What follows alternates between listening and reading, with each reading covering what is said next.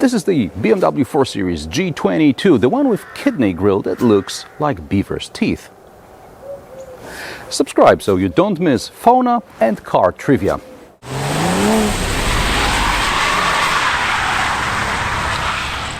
As well as my feeble attempts at drifting an all-wheel drive BMW.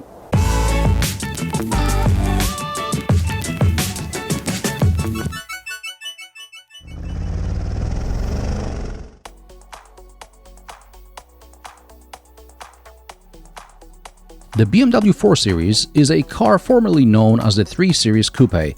For almost 2 decades, BMW offers so many body styles that in 2013 a decision was made to expand beyond the odd 1, 3, 5 and 7 series.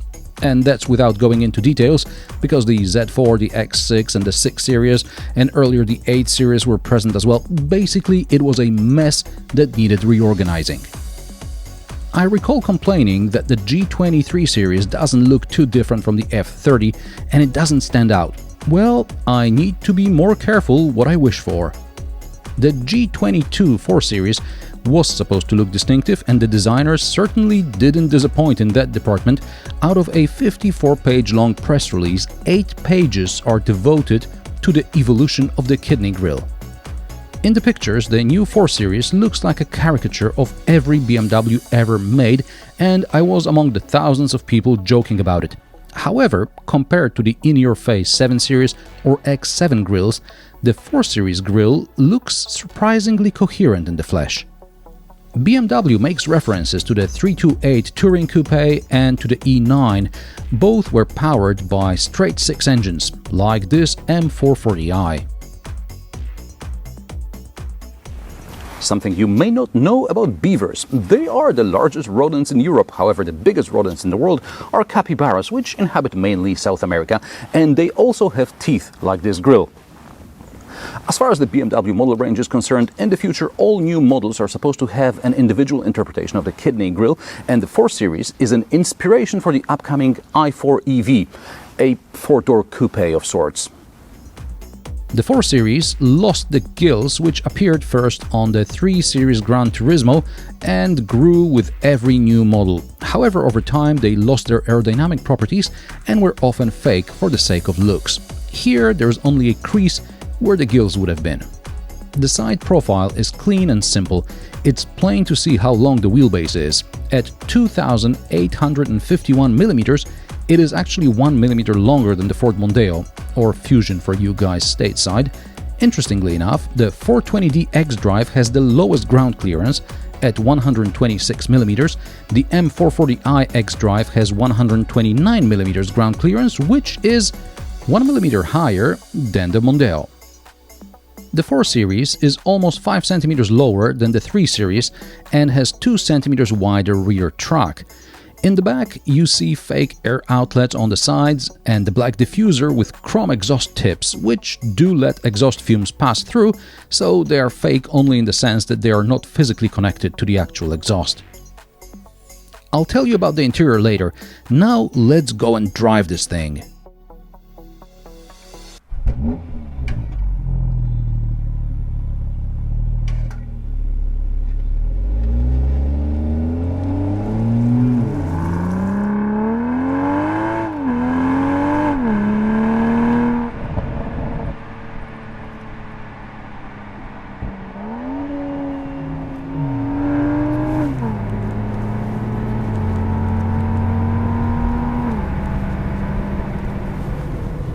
The BMW 4 Series comes in 420i, 430i, M440i and 420d. There are also going to be larger displacement and more powerful diesel versions, but for now everything except the M440i has a 2-liter displacement motor.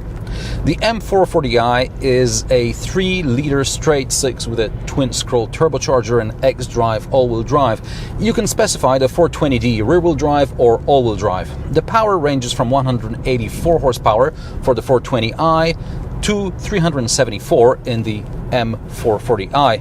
The M440i and the 420d are mild hybrids with 48-volt installation.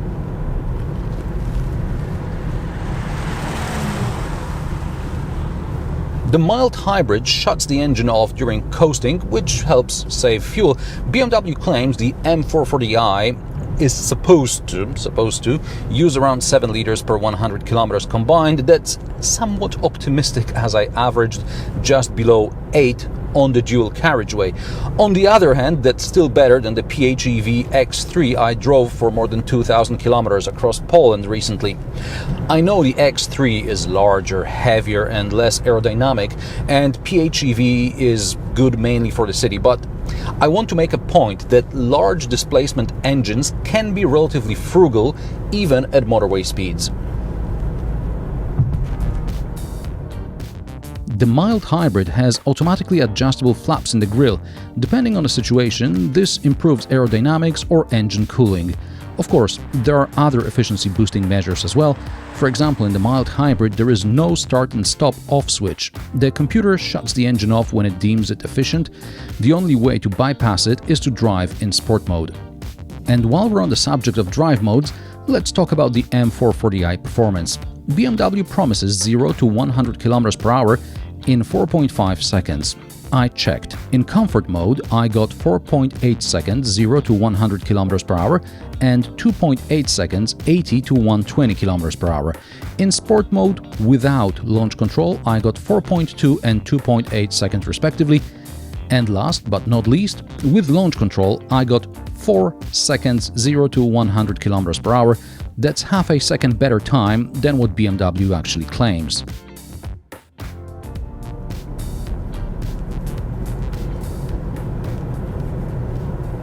New for BMW is the sprint function. It's something like the sport response button in Porsche, where you press a button on the steering wheel and you go into full attack mode.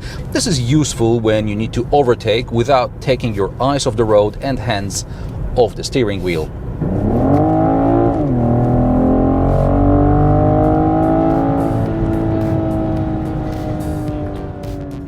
In BMW, the sprint function is activated by pulling the left paddle for a second. The car goes into sport mode, which alters the accelerator response, the gear change characteristics, as well as the exhaust note. The sprint function is standard on the M440i and the upcoming M440d. It is also part of the M Sport Pro package on other engine variants.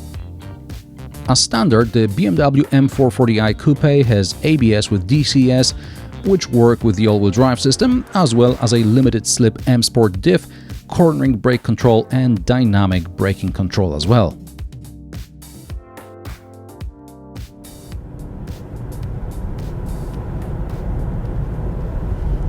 In order to satisfy your curiosity, I turned off whatever I could to see if the M440i will drift.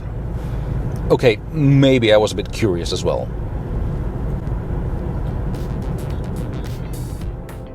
Yes, it can, but one, in the hands of a better driver than yours truly, because the M440i has a lot of power and weighs almost 1.8 tons, and two, xDrive is configured to give you a little bit of backhand slip, but mainly to prevent you from slipping. So if you want to impress your mates with your drifting prowess, maybe consider a rear-wheel drive model, or up the ante and go for the M4, where you can disengage all-wheel drive and light the rear tires.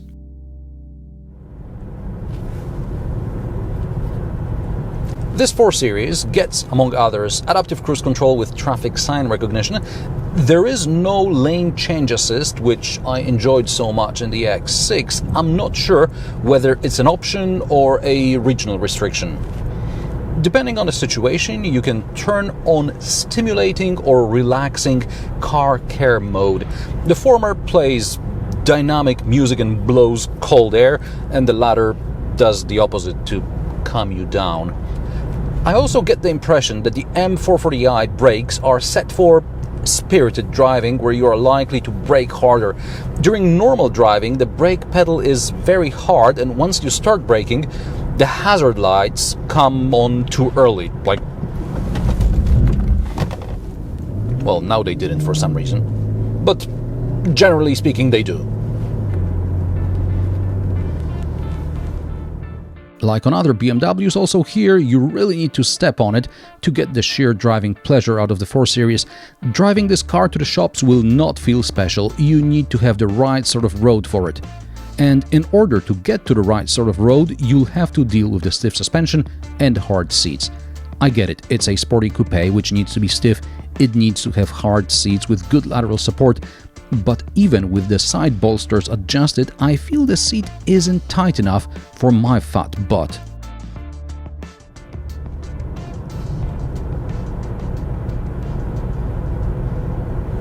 Also, the seats are so hard, I get a backache after about 20 minutes driving this thing.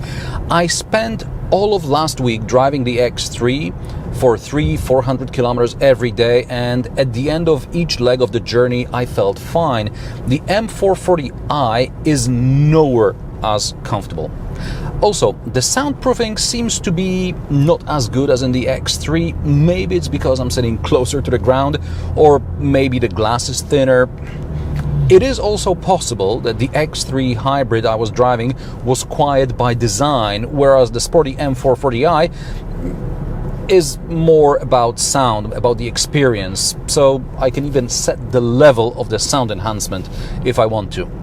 And from the outside, it sounds like this.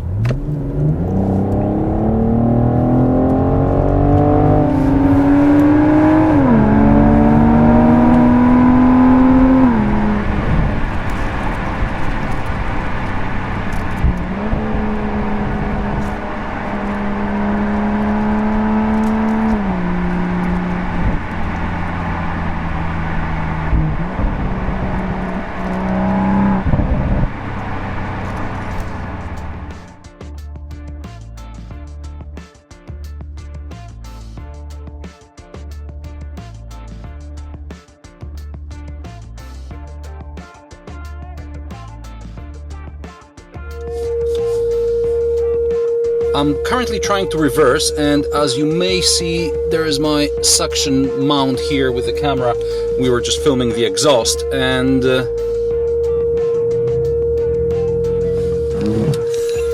I literally can't complete the maneuver because the car keeps stopping, thinking that it's some sort of an obstacle. So there is only so much I can do.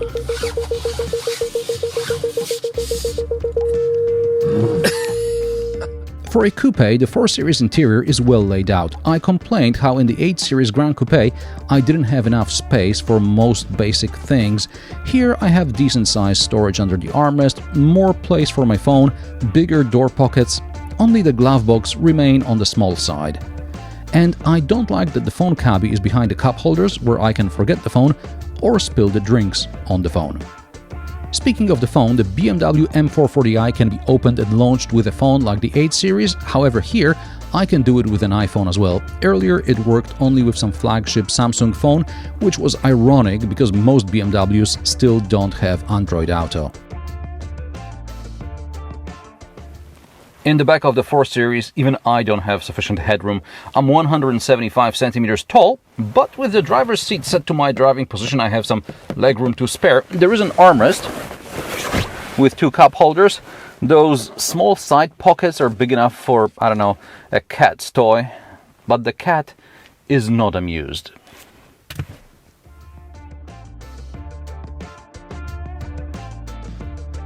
At 440 liters, the 4 Series boot is 40 liters smaller than in the 3 Series.